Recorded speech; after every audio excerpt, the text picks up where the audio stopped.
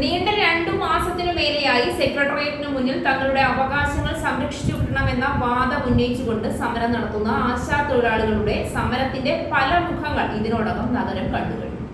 സെക്രട്ടേറിയറ്റിന് മുന്നിൽ കുത്തിയിരിപ്പ് സമരം നടത്തിയ ആശമാർ ക്രമേണ നിരാഹാരത്തിലേക്കും തല മുണ്ഡനം ചെയ്തു സമരം നടത്തുന്നതിലേക്കും സമരരീതി പലകുറി മാറ്റി. ഇപ്പോൾ ഇതിൽ നിന്നൊക്കെ വിഭിന്നമായി ഇന്ന് തിരുവനന്തപുരം സാക്ഷ്യം വഹിക്കാൻ പോകുന്നത് പൗരസാഗരത്തിനാണ്. ആ സമരത്തിന്റെ പിന്തുണ പ്രഖ്യാപിച്ചുകൊണ്ടുള്ള പൗരസാഗരം ഇന്ന് തിരുവനന്തപുരം നഗരത്തിൽ നടക്കും.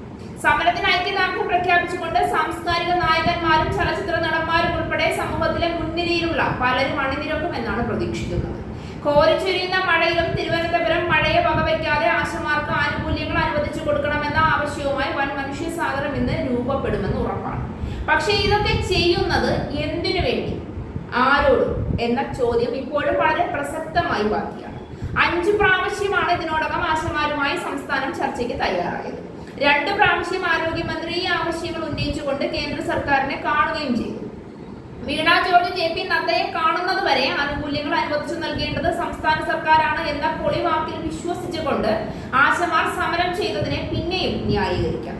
പക്ഷേ JP നദ്ദയെ കണ്ടുകഴിഞ്ഞ് ഇൻസെന്റീവ് ഉയർത്താൻ കഴിയില്ല എന്നും ആശമാരെ സ്ഥിരം തൊഴിലാളികളാക്കാൻ കഴിയില്ല എന്നും ഉൾപ്പെടെ കേരളം മുന്നോട്ട് വെച്ച എല്ലാ ആവശ്യങ്ങളും കേന്ദ്ര സർക്കാർ തള്ളിയിരുന്നു എന്നുള്ളത് വ്യക്തമായിട്ടും ഇതൊന്നും അനുവദിച്ചു കിട്ടിയില്ലെങ്കിലും പ്രശ്നമില്ല, സംസ്ഥാന സർക്കാർ ഏത് പരിതാപാവസ്ഥയിലും തങ്ങളുടെ ആനുകൂല്യം വർദ്ധിപ്പിക്കുകയും 5 ലക്ഷം രൂപ പിരിഞ്ഞു പോകുമ്പോൾ വിരമിക്കൽ ആനുകൂല്യമായി നൽകണമെന്നുമുള്ള വാദത്തിൽ ആശമാർ ഉറച്ചു നിൽക്കുന്നതിൽ ഒരല്പം യുക്തിയില്ലായിരുന്നു.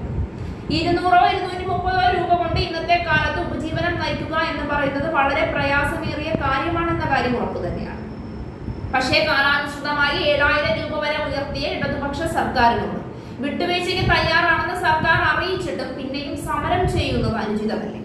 കേന്ദ്ര സർക്കാർ ആശമാരെ സ്ഥിരം തൊഴിലാളികളാക്കാമെന്ന തരത്തിൽ നിയമം ഭേദഗതി ചെയ്യുകയാണെങ്കിൽ ആശമാർക്ക് അർഹതപ്പെട്ട ശമ്പളം ഉൾപ്പെടെ വിരമിക്കൽ ആനുകൂല്യങ്ങളും പെൻഷനും ഒക്കെ ന്യായമായും അനുവദിച്ചു നൽകണമെന്ന നിയമത്തിലേക്ക് കാര്യങ്ങളെടുക്കും.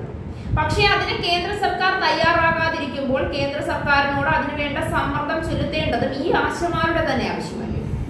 അങ്ങനെ ഒരു നിയമം അനുവദിച്ചു വന്നാൽ സംസ്ഥാന സർക്കാർ ഒന്നും കണ്ടില്ല കേട്ടില്ല എന്ന് പറഞ്ഞ് കൈമലർത്താൻ കഴിയില്ല. കോവിഡ് കാലത്ത് സന്നദ്ധ പ്രവർത്തകരായി നിയമിക്കപ്പെട്ട ആശമാരുടെ തൊഴിൽ നിയമത്തിൽ മാറ്റം വരുത്തി സ്ഥിരം തൊഴിലാളികളാക്കി മാറ്റിയാൽ തീരാവുന്ന ഒരു പ്രശ്നമാണ് ഇവിടെയുള്ളത്. അത് ചെയ്യേണ്ടത് കേന്ദ്രമാണ് എന്ന് സംസ്ഥാനവും കേന്ദ്രവും ഉറപ്പിച്ച് പറയുന്നുമുണ്ട്. പിന്നെ ആരോട് എന്തിനു വേണ്ടിയാണ് ഈ യുദ്ധം ചെയ്യുന്നത് എന്ന് സമരത്തിന് ഇറങ്ങി പുറപ്പെട്ടിരിക്കുന്നവർക്കെങ്കിലും കുറഞ്ഞ പക്ഷം അറിയുന്നു. തൊഴിലാളി വർഗത്തിന് ന്യായമായ ശമ്പളം കിട്ടുകയും അവരുടെ ജീവിത നിലവാരം മെച്ചപ്പെടുകയും അവർക്ക് മറ്റ് ആനുകൂല്യങ്ങൾ അനുവദിച്ചു കിട്ടുകയും ഒക്കെ വേണ്ടത് തന്നെയാണ്. പക്ഷേ അതിന് സമരം ചെയ്യേണ്ടത് ആരോടാണ് എന്ന ഒരു ബോധമെങ്കിലും കുറഞ്ഞ പക്ഷം ഇനിയെങ്കിലും ഉണ്ടാക്കിയെടുക്കണം. എന്തു തന്നെയായാലും പൗരസാഗരത്തിനാണ് ഇന്ന് തിരുവനന്തപുരം സാക്ഷി വഹിക്കാൻ പോകുന്നത്. ഈ പൗരസാഗരം കൊണ്ട് ആശമാരുടെ പ്രശ്നങ്ങൾക്ക് പരിഹാരം ഉണ്ടാകുമോ എന്ന് കണ്ടു തന്നെ അറിയണം.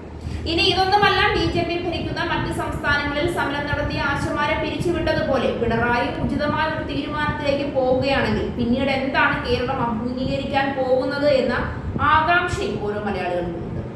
ഞങ്ങൾ നിങ്ങളോടൊപ്പം തന്നെയാണ്, തൊഴിലാളി വർഗത്തിനൊപ്പം. പക്ഷേ സമരം ചെയ്യുന്നത് ന്യായമായ ആവശ്യങ്ങൾക്ക് വേണ്ടി ചെയ്യേണ്ടവരോട് തന്നെ ആയിരിക്കണമെന്ന്